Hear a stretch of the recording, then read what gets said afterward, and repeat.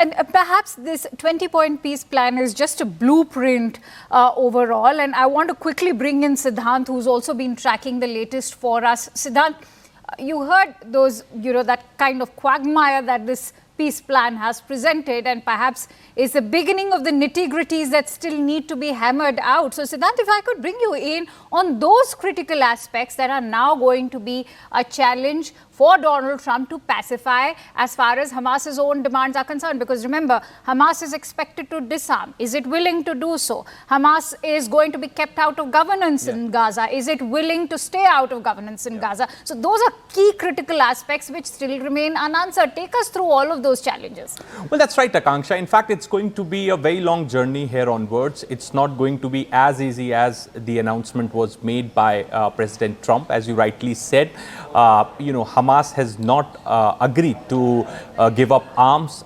There is no mention of Hamas not playing a role in the governance of Gaza. Hamas also has issue with President Trump's board plan. Hamas has issues with Tony Blair being the CEO of the board. So, these are some issues which at this point in time we can understand. Also, you see, Akanksha, there has not been any big announcement coming from the Israeli side. All we had is the statement which came from President Netanyahu's office, and in which they have said that they are ready to implement the first stage of President Trump's peace plan. So, what is required at this point in time, Akanksha? What analysts are saying, experts are saying? The first is the hostage release. The second is the ceasefire. The third is the humanitarian aid. Now, all these things have been mentioned in President Trump's 20-point peace plan.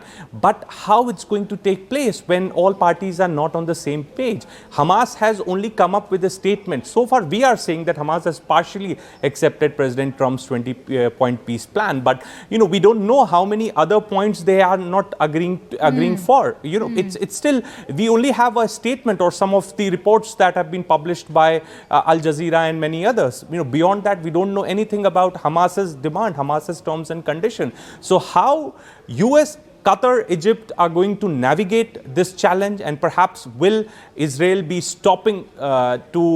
will stop bombarding Gaza? Will Israel let humanitarian aid go into Gaza?